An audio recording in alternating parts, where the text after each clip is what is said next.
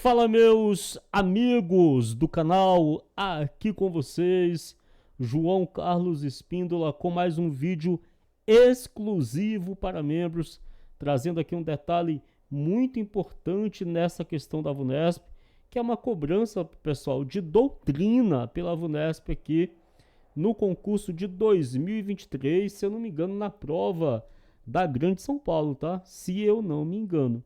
Vamos lá. Com relação aos crimes contra a fé pública, previstos no capítulo 2 e 3 do título 5 do Código Penal, assinale a alternativa correta. Eu vou direto para a alternativa que cobra a doutrina, beleza? Vamos lá.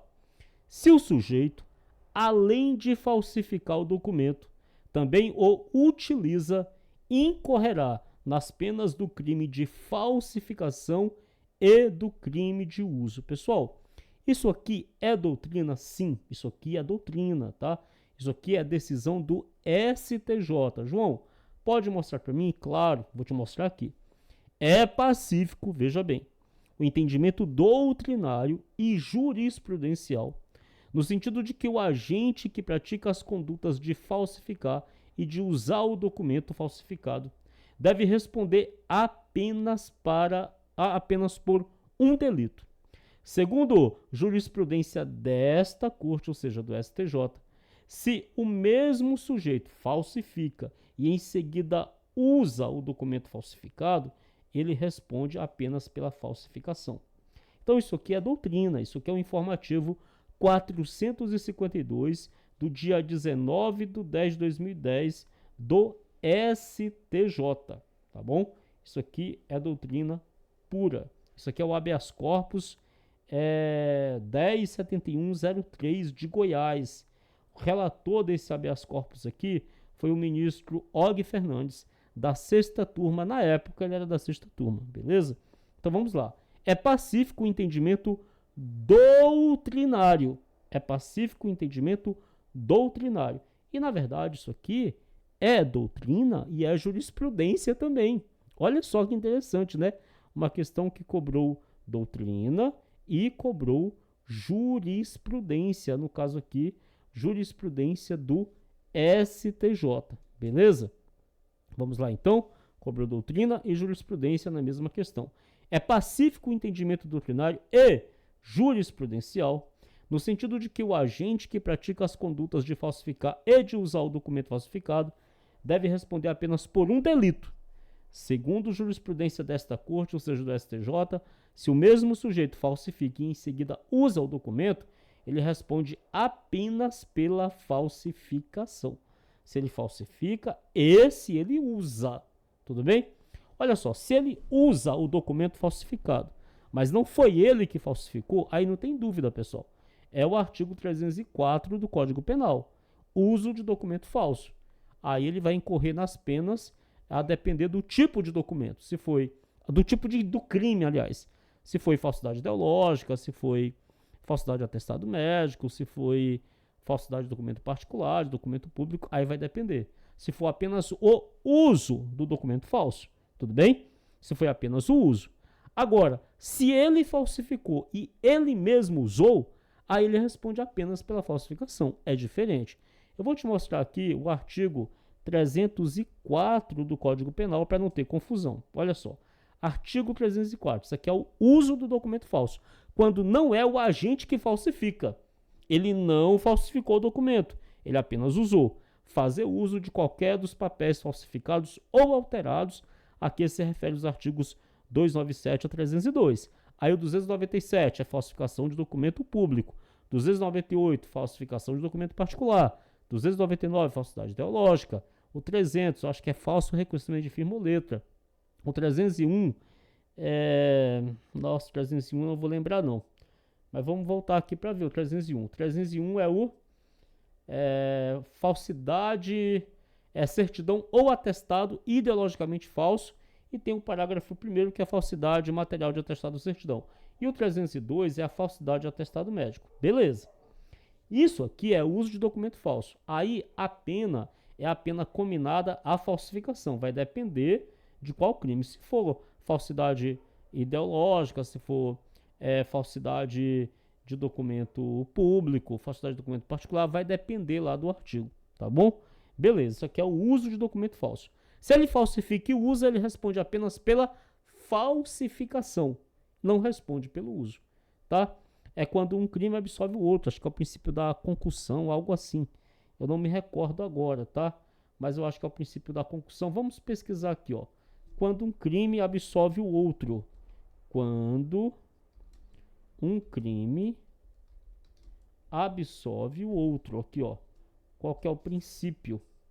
É o princípio da consunção, tá? Quando um crime absolve o outro crime, é o princípio da consunção, também conhecido como princípio da absolução. Aqui é consunção. Consunção. É também conhecido como princípio da absorção no direito penal. Beleza? Então essa alternativa aqui está errada, a letra D está errada. Tudo bem? O gabarito dessa questão é esse aqui, ó. Nos crimes de falsificação de documento público e falsificação de documento particular, a falsidade recai sobre a própria autenticidade do documento. Quer dizer, aqui está certo, olha. Quando ocorre a falsificação do documento público e falsificação de documento particular, a falsidade recai sobre a autenticidade. Para falar assim, olha, esse documento aqui é verdadeiro ou esse documento é falso? O próprio documento, a própria autenticidade do documento. É possível auferir numa perícia aquela autenticidade. Então recai sobre a própria autenticidade. Agora, no caso do crime de falsidade ideológica, não. Aqui é diferente porque recai sobre o conteúdo do documento, sobre a ideia do documento. Tanto que você não consegue determinar, através de uma perícia, se aquele documento é falso ou não. Porque o documento é verdadeiro, mas a ideia é falsa. Por exemplo, olha só. Você preenche um documento dizendo que você recebe um salário, mas você não recebe. Um perito vai olhar para aquilo dali, tem como ele falar assim, nossa, esse cara não recebe esse salário. Não, só se tiver uma investigação.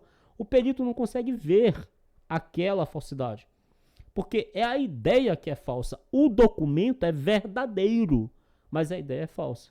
Por isso que recai sobre o conteúdo, sobre a ideia. Tudo bem?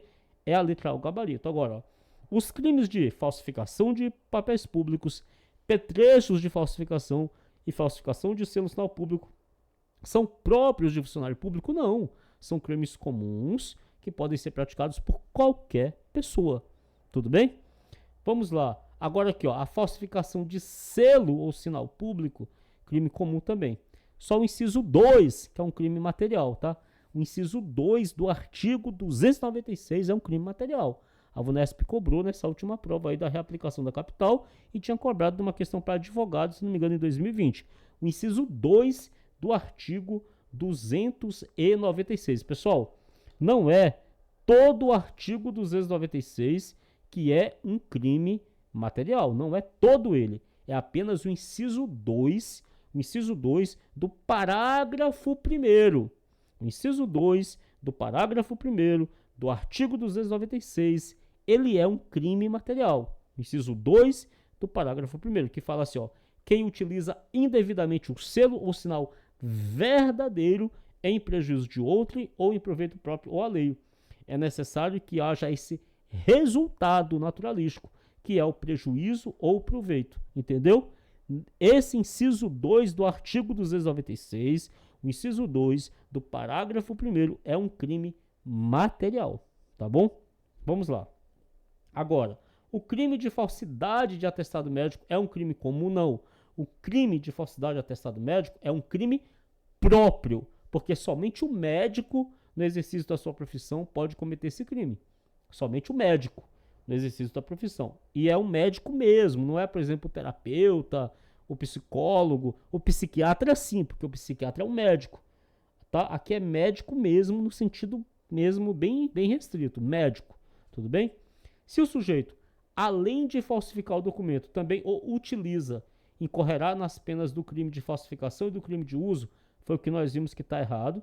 E o crime de falso reconhecimento de firma ou letra somente se caracteriza em documento público? Não.